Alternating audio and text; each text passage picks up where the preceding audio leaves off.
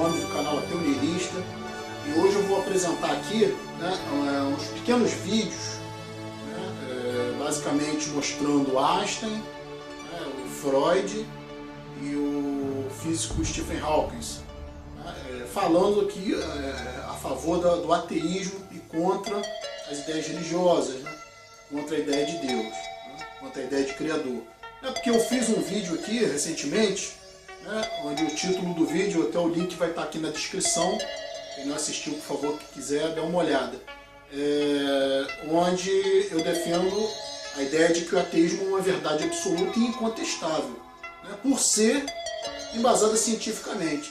E eu tive algumas pessoas aí, né, nos comentários desse vídeo, que questionaram, né, essa minha afirmação de que o ateísmo é uma verdade cientificamente embasada, né? Que o ateísmo seria cientificamente embasado. Questionaram isso aí, né? Citaram até o nome mesmo do próprio Stephen Hawking, né? Como se as teorias dele defendessem alguma espécie de Deus, né? Eu já falaram isso sobre Einstein, né? Que Einstein queria fazer uma teoria de tudo, portanto ele queria explicar Deus ou provar a existência de Deus, né? O que é absurdo, né? A visão de Einstein é uma visão totalmente diferenciada da visão religiosa, né? Isso não tem nada a ver com a ideia de criador, né, das tradições religiosas. Então, o ateísmo, né, ele é cientificamente embasado. Eu vou demonstrar isso aqui através da postura desses grandes cientistas, né, e desses cientistas que foram extremamente importantes, né, porque falar para mim, né, que a postura do ateu não é embasada cientificamente, quando é a única postura cientificamente aceita, né, porque o ateísmo é a base da ciência, né, porque você não tem como afirmar coisas que não existem, né, não tem, a ideia de Deus não é evidenciada em uma parte que se estudou do cosmos, do universo, das leis.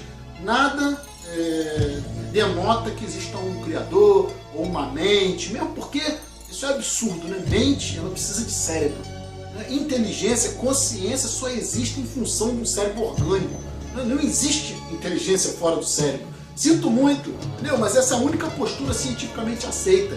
Fora isso, a filosofia, a religião, a especulação. Não existe mente cósmica, né? Ou senão teria que existir cérebro cósmico.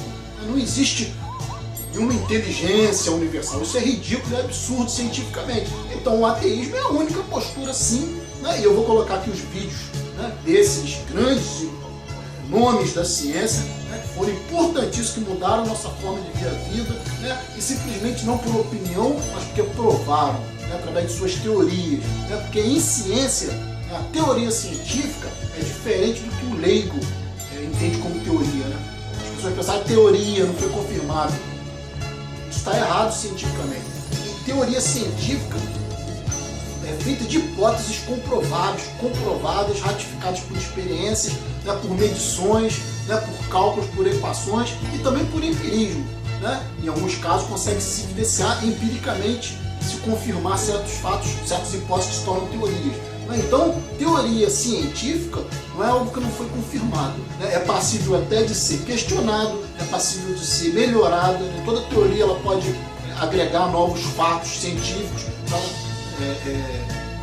melhorar a teoria, né? Ou acrescentar algo à teoria, né? Mas a teoria científica é algo evidenciado, né? E Deus não é evidenciado em parte alguma, e Deus nem sequer é teoria, né? É hipótese da religião, é hipótese que não tem base nenhuma, então nem hipótese científica não é. Então o ateísmo é sim a verdade absoluta e incontestável, até que se prove ao contrário, porque alguém traga outra prova, né?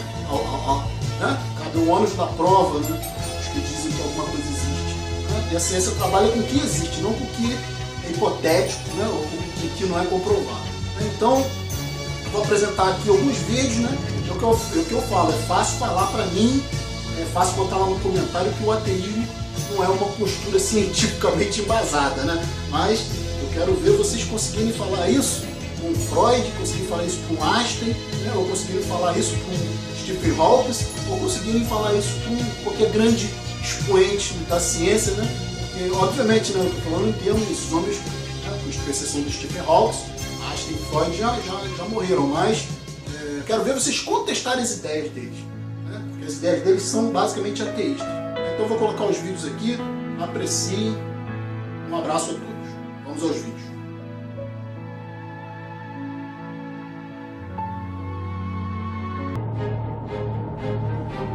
À medida que voltamos no tempo até o momento do Big Bang, o universo vai ficando menor, e menor, e menor.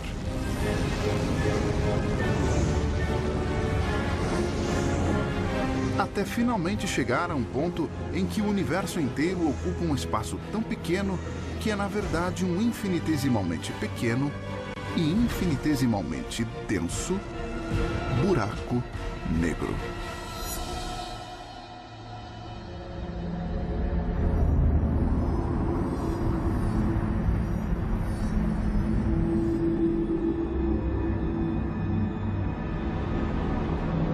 E assim como com os buracos negros do mundo moderno, flutuando pelo espaço, as leis da natureza ditam algo extraordinário. Elas dizem que aqui, também, o tempo deve parar.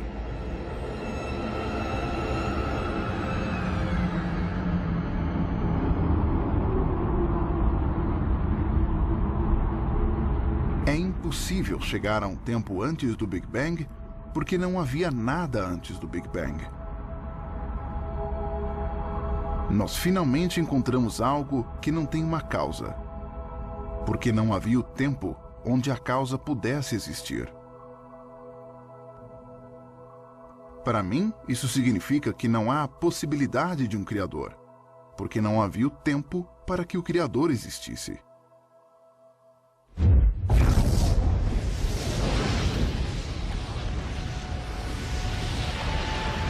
E como o próprio tempo teve início no momento do Big Bang, ele foi um evento que não pode ter sido causado ou criado por ninguém e nem por nada.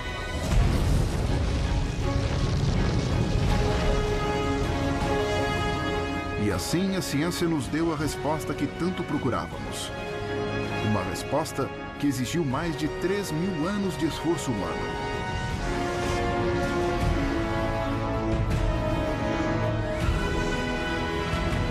Nós descobrimos como as leis da natureza, atuando sobre a massa e a energia do universo, iniciaram um processo que acabaria nos gerando aqui no nosso planeta, bem satisfeitos por termos entendido tudo isso.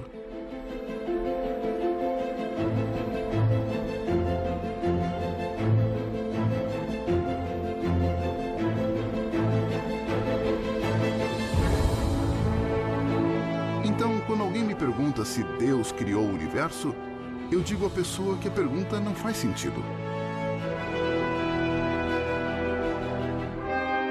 O tempo não existia antes do Big Bang, então não houve um tempo para Deus criar o universo. É como perguntar como se chega ao fim da Terra. A Terra é uma esfera que não tem fim. Então procurá-lo é um exercício inútil. Cada um de nós é livre para acreditar no que quiser. And it's my view that the simplest explanation is, there is no God. No one created the universe, and no one directs our fate.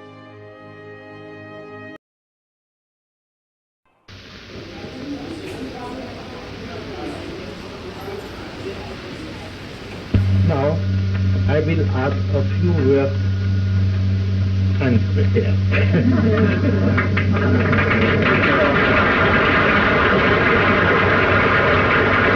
A country becomes really a soul only in consciously serving the intellectual life. And in the case of our Jewish people, it was really this endeavor which concerns the Jewish people as a whole. We would not be in existence today as a community of people without this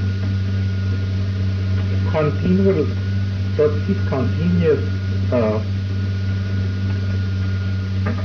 activity in learning and in thought and in literature.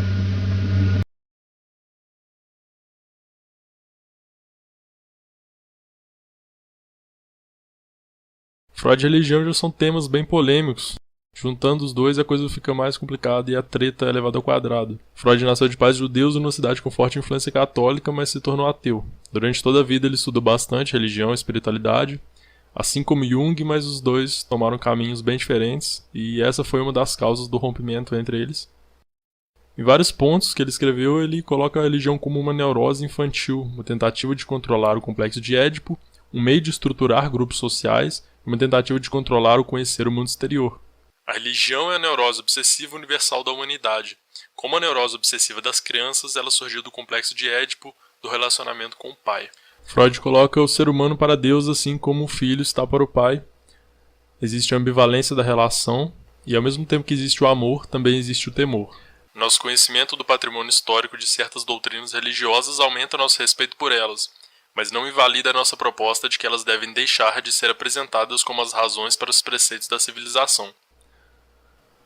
Então Freud concorda com o respeito pelas religiões, mas ele discorda do uso delas como fundamento do comportamento humano.